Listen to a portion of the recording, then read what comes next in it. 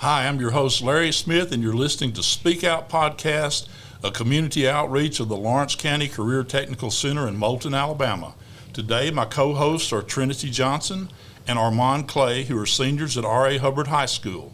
Hi, Trinitee and Armon. Let's welcome our guests to the show. Hi, Larry. We are excited to introduce our guest for our podcast, Mrs. Johnita Romine. Johnita Romine is the Education and Training Programs Manager at North Alabama Works, where she serves as the liaison between education, business, and industry. She is a former educator who has served as a business/marketing teacher, work-based learning coordinator, and a state specialist. She is the facilitator of the organization's Educator Workforce Academy and Workforce Connections program, as well as the Worlds of Work coordinator. She enjoys connecting stakeholders to build the workforce across the region.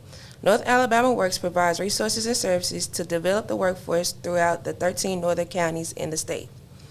She is an advocate for education and workforce development. She has held leadership positions at the local, state, and regional levels within the educational arena. Outside of education, she is involved in the University of North Alabama's and Alpha Gamma Delta's Alumni Association. She is an active member of River Hills Church, where she serves as a host in the online ministry program. One of her greatest rewards has been the relationships she has built through her work and life experiences. Welcome to Speak Out, Ms. Romine. Thank you very much. Could we start out by just having you tell us a little bit about North Alabama Works? Sure. North Alabama Works is basically a regional workforce council that tries to, as I put it, put together the pieces pieces of puzzle. If you think of the workforce as a huge puzzle, and each piece that, whether it's K-12, community college level, university level, or even short-term training, it's those pieces of the puzzle that fit so that we can have a strong workforce. Okay. How did you get into this position with North Alabama? Actually, I just lucked into it. It was a situation where I was looking for a change, and I'll have to credit my husband for this one. He actually sent me an email and said, "Hey, I think this is a perfect fit for you. I think you should apply." And I did, and it's been a wonderful experience. It's allowed me to pull together a lot of the skills that I have done in the past, anything from event planning to coordination of curriculum, and also a little bit of teaching. And so that's the great thing that I love about this job. So what exactly is your role as a liaison between education, business, and industry? My main goal is to help business and industry and education come together so that they can kind of understand each other. A lot of times I feel like I am maybe a counselor trying to work with business and industry and education. Both have a different language, and sometimes I have to translate that language for business and industry so that they can understand what's going on in the education world. And then also educators need to understand what's going on in the business world. So some of the things that we do, of course you mentioned, is our Educator Workforce Academy. That is geared toward administrators. It allows them to actually see what's going on in business and industry, and it allows them to think, how am I preparing my students for the workforce? A lot of times as educators, we enjoyed education so much that we wanted to give back, and the way that we gave back was to go into education ourselves because we wanted students to have the same opportunities we had.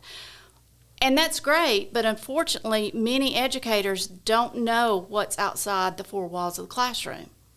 So to make that curriculum relevant, we've got to introduce them and allow them to network to business and industry. Our Worlds of Work exposes 8th graders to what is in the region, and we're really looking forward to that coming up in September. We're inviting all of the 8th graders from our 32 school systems to come to the Von Braun Center. And the point is to actually have them come through as an adult would go to a convention and be wowed, so that they will become interested in the workforce and the various jobs that are available to them across North Alabama. The other one that you mentioned was Workforce Connections, and this is the way that we connect our career coaches, our CTE directors, even our counselors, and our co-op coordinators with business and industry. And the goal there, again, is to allow them to network, find out what's available, find out what's coming up in business and industry so that they can better prepare their students. Well, and you mentioned that you have a background as an educator, and also you have a degree in mass communications. Yes, sir. And both of those things seem perfect for your position. How long were you an educator? Absolutely. Well, I was several years. Let me put it that So way. several years. And I always got tickled, and I said my parents are probably looking down, very proud that their money that they paid for my mass communications degree is finally paying off. So Right. I did, but I was able to, in a lot of things, pull those two degrees together, both my mass communications and my marketing education. So when do you plan to retire, and how long do you plan to work in this position? Oh goodness, that's almost open-ended. As long as they will have me. I really love what I do. I feel like that the door was opened up for me to be here, and I'm grateful for that. And I just plan to be here as long as I can and just continue to give as a servant. What made you want to be a part of this organization? I love workforce development. I think one of the greatest things that we can do for students is just show them the opportunities that are out there. A lot of times students don't have the chance to move even outside of their own county and see what's around them. And I think by opening up their eyes, like with the worlds of work, they'll see all those different jobs that are out there. And it may really make them excited enough that they'll go back, apply themselves, they know what they want to do, so that when they walk across that graduation stage, they're on a pathway. And that's the whole goal of trying to do all of this work, is just to make sure that students are on a pathway. I personally think that's really important, seeing a lot of my younger peers not realize that there is a world outside of your community to go Right. explore. Mm-hmm. So I really think that's very important that you're exposing younger kids to that. You know, and when we're talking about the workforce, and I'm going to borrow this story, but if you think of the workforce as a superhighway, if I wanted to go from Lawrence County to the beach, I could go, travel to 24, get on 65, and go south. That's a pretty straight shot. Mm-hmm. But for a lot of us, that may not be the path that we have, and that may not be the options that we have. So the one thing that we want individuals to take away is that your career path is going to take a lot of turns, twist, maybe even a dead end, but that doesn't mean it's over with. It just means that you've got opportunities, and you need to know where to look for those opportunities. And that's one of the things that our organization is trying to do, is work with not only our educators, but our nonprofits to help people get either upskilled, or maybe they need to be retrained, and that's kind of that upskilling, or they're underemployed, and so they need maybe a little boost, or maybe they're unemployed and they're ready to get in the workforce. And so by working with our partners, we're able to help that. Right. How has the pandemic affected the organization? It's really been positive for us. It allowed us a chance to kind of slow down. We were able to build relationships with our partners, and we very quickly switched to an online platform. So a lot of our meetings we now do online. We are beginning to get back in person because we love that networking piece of it. But if we do have to get something out very quickly, we're very comfortable with going online. We've tried to increase our social media presence, and so we have really focused in on trying to use Twitter, Instagram, Facebook, pushing out a lot of this information that is out there. Well, talking about social media, does the way that someone portrays themselves on social media affect their chances of getting a good job or getting a job? Absolutely. You know, that is one of the things as a former educator I always cautioned my students about. Everything that you put online is a digital footprint. And even if it's a picture that you have deleted, it's out there somewhere. And employers are now going to social media accounts to find out what type of character you are, or what type of character you have, and they can tell a lot about you from your social media account. If you post yourself with, and I hope nobody would in high school, but if you post yourself with a beer in your hand or a can of beer or a drink or anything along those lines, or you're in a compromised position, they're going to see that. And they're going to immediately mark you off because, number one, if you're drinking underage, they don't need you at their facility. And number two, if you're going to engage in activities that are going to put you in a bad light, they don't want you a part of that culture either. Well, and I've noticed that the young people in my family, as they look for jobs now, and they usually look online, and often they apply online. And I've noticed that in these job applications, it asks for a link to your social media, to your Facebook page, or do you have a website, or your Twitter, or whatever. And so they're asking for that. Yes, and that's exactly what they're doing is they're going to go check it. Right. Now, one of the things that I would encourage anyone to do, and this is one of the things that I've had to really kind of dig into, and I'm still learning, but LinkedIn is one of the best things as far as a professional. Create a professional LinkedIn, have a great headshot, really detail yourself as to what you can do, because a lot of employers will look at your LinkedIn account. Right. Currently, what fields offer the best pay for the amount of training or education required? Oh goodness, it's really at this point in time in North Alabama, there are so many different ways and so many different jobs open for individuals that are coming out of high school. Manufacturing, for example. A lot of the entry-level manufacturing jobs require only a high school diploma. And they are as long as you have a good attitude, you show up on time, you put your technology down, whether it's your cell phone, your watch, whatever it is, you put that down, and you really are a team player and will listen and take constructive criticism, then they're going to train you for what they need you to do.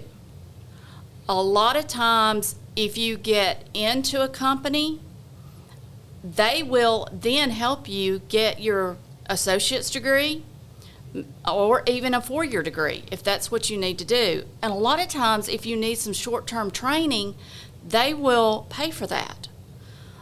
So many times, and nowadays in the workforce, you better be a lifelong learner because it's not going to change. Technology is always changing, and the workforce is utilizing technology in everything. So that's one of the things you've got to be, a lifelong learner. You've got to be willing to learn. Well, how can a person who's looking for a good job benefit from North Alabama Works? What kind of resources do you have for people that are looking for jobs? We partner with other institutions. We partner with other entities in the state. If they go to our website, www.northalabamaworks.com, there are all sorts of resources on those pages. Okay. There's one under education and training, and if you go on education and training, it's going to give you some ideas of where the community colleges are, where the universities are. There is also a link on there that takes you out to a website that we all laugh about, but it's alabamaworks.alabama.gov. And it is a jobs resource site. It is full of information. It will give you the top jobs in the region. It will give you tips on how to write a resume. So there's a lot of resources on our website that people can go to our website and then get. Let me say that, alabamaworks.alabama.gov. Yes, sir.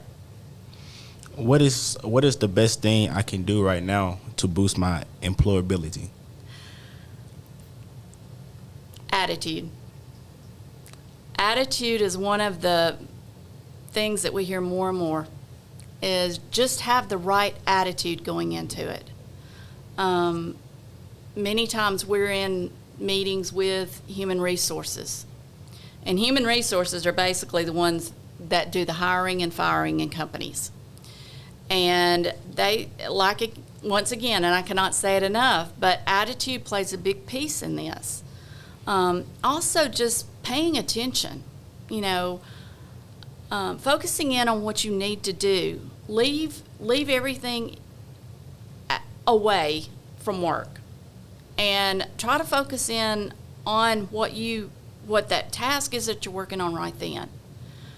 One of the things that they really do say is a problem nowadays is just showing up on time. If you have to be out, call and let someone know, and then the whole cell phone issue. But if attitude and just paying attention to those things, and you're going to be successful. Well, do you have any other general advice for seniors who are getting ready to enter the workforce? I would say that if you don't have a path already, that you need to start thinking about those 3 E's that include employment, enrollment, or enlistment. Those are all your choices to get on a career pathway. If you enlist in our military, they're going to help you get on a career path by taking you through some inventories, some assessments, things like that to make sure that you're successful. They're going to give you training for a career. If you go into a short-term training program, and some of these short-term training programs are less than 4 weeks, and you can come out with a certificate or a credential, and you can actually go to work. And then, of course, you've got that employment. And a lot of times just going and getting a job and learning about the workforce, learning about the essential skills that you need to be successful in a job is very important. So any job that you can get after high school, I would encourage anyone to look at those and think about those 3 things: employment, enlistment, or enrollment. That's great advice. Well, thank you for being with us on Speak Out, Ms. Romine. Well, thank you very much for having me. I appreciate it. And thank you, Trinitee, and thank you, Armon, for being on my co-host today. Thank you for having us. Thank you for having us.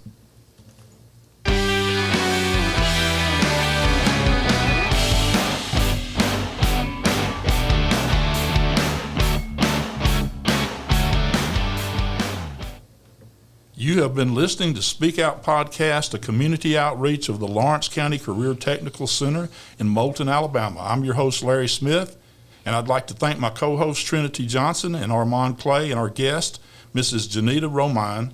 Please check out our podcast on the Lawrence County Career Technical School website, and we hope you'll join us for future episodes.